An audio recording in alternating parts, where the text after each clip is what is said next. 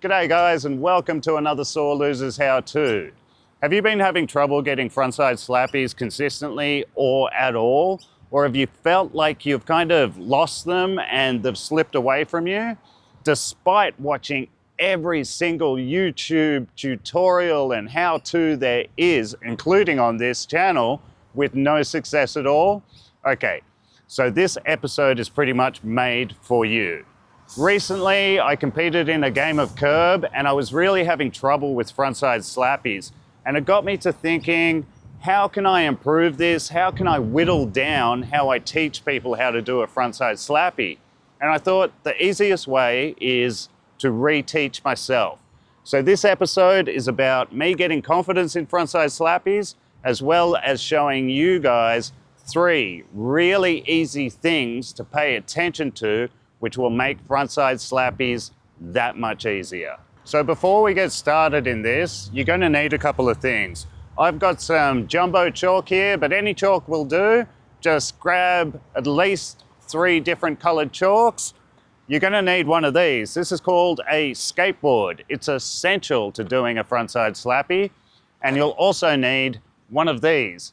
That's called a curb, also an essential part of a frontside slappy. With that stuff out of the way, let's get into it. Okay guys, the first thing we're going to be looking at is our body weight. If you're having trouble getting on top, a lot of that could be that you are not compressing enough and therefore you're not releasing enough to climb up on top of the curb, or at least for both of your trucks to make contact. And the way I try and think about it is this. Squat down as if you are going to comfortably ollie up the gutter. That's the squat you want to try and achieve. And then as you're hitting the curb, you're popping without popping the board. You're just releasing the weight so that the board has an opportunity to hit and climb. If you're releasing your weight too late, your front truck might climb up, but your back truck could be still on the ground, like a wheelie grind scenario. Or if you're compressing and releasing too much, maybe your board's going over and drifting off the back. So what we're trying to find is that perfect balance. And we'll try a few with different levels of compression, see what works the best, and then we can tick that box and move along. So let's experiment. Let's do some leg work. All right.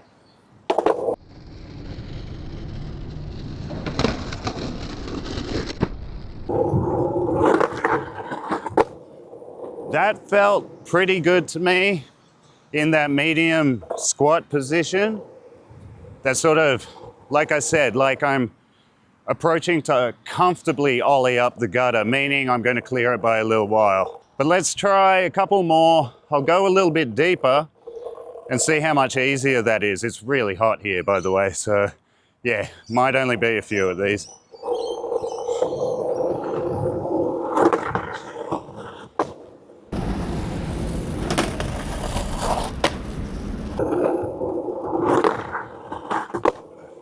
So they're actually feeling really comfortable with squatting as though I'm going to ollie up the gutter.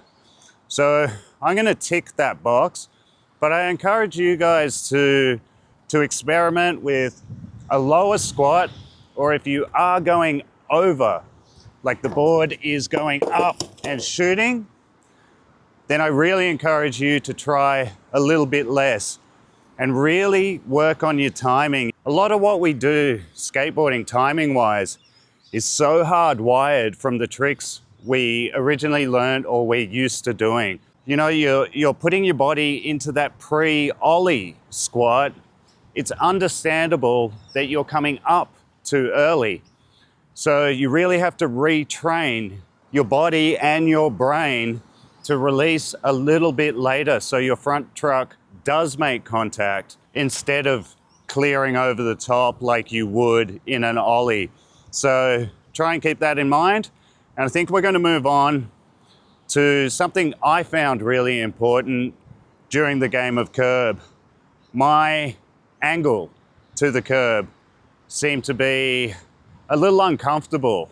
So let's jump into that. For that, we're going to need our chalk. I'll grab that, you grab that, and we'll keep going. So this next part that I need to refine myself is the angle I'm coming on, because my squat now feels comfortable, my release timing feels comfortable, but something still feels a little bit off. And I'm fortunate enough to be skating a curb that is a little bit forgiving. So all I'm going to do with my chalk is explore alternative angles. If you do that and just mark different angles and experiment, find the one that's closest to comfort for you, and then you can refine that even further. But let's see how I go with this. I know my line is roughly that. What will make this easier for you guys is if you use your phone or a camera to check your line going into it, and then you'll be able to mark what you're already doing as opposed to just guessing it. But what I'm going to try and do is go a little bit tighter. And that's going to be my first mark that I want to experiment with. And I want to see if that makes a difference with the same squat I've just put into it.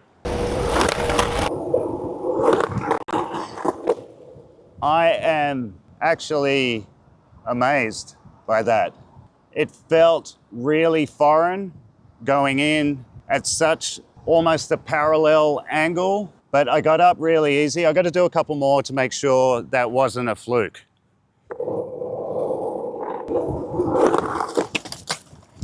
Okay, so I don't want to be discouraged by that, so I'm gonna just try one straight away again.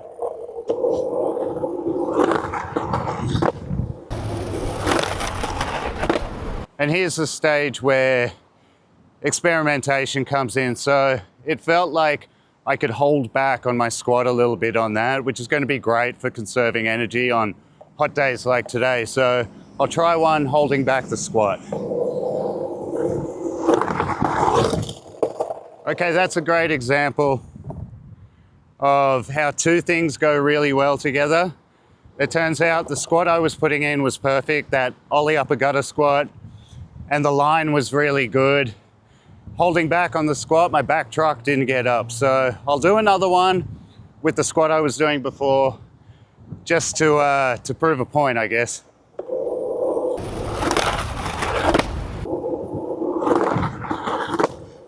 They are honestly going in so easy at that angle. I do see my weight when it's on top of the curb to be not ideal for some combo tricks. So that's one that I can switch later. But the most important thing is I'm feeling good about frontside slappies with that angle and that squat.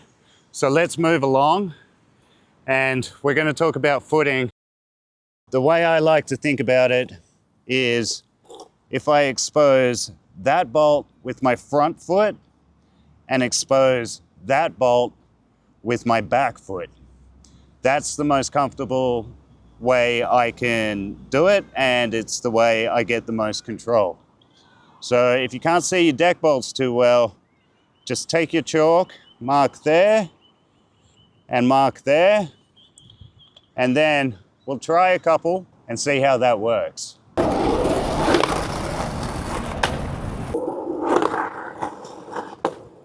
So that works great for me. But what I want to try and do is change the angle of my front foot, keeping it where it is.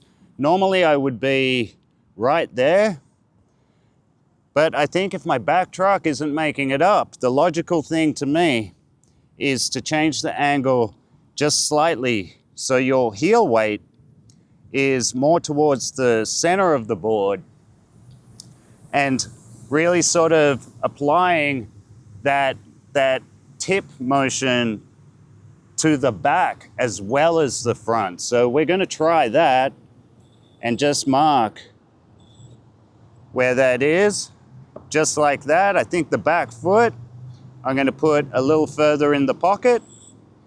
And this is the kind of experimenting that you guys should do, you know?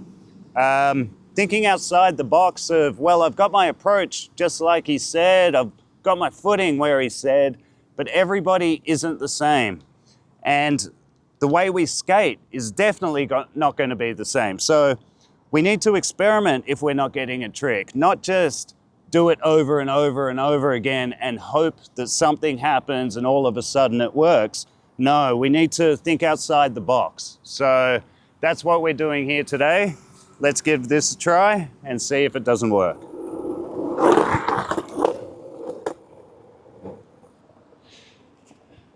Straight away, a quick note on pointing your toe. My back truck got up with almost zero effort. It's a great experiment to do. I encourage you to do even more lines on your board, see what works for you. And then maybe permanently mark that with like a paint pen or something on your grip tape, even if it's ... something that you can reference while you're learning that trick. And then like anything in skateboarding, it's messing with everything I've just said, everything you've learnt from anybody else, watching how other people do it, and putting your own take on it, because not everybody is going to be the same. And that's why I wanted to do this episode. It's more of catering to you guys and giving you guys suggestions on what I believe will really work for you, instead of giving you a cookie cutter tutorial of put your feet here, go this fast, go on this angle. It's all about you and what works for you. So experimentation like this, to me, is the way to get tricks. It's not a way, it is the way, because you have to cater to yourself. But I think I'll wrap this cute part up here, have a little bit of a skate before it gets too warm, just on this bit of curb that I have sectioned off, you may have noticed.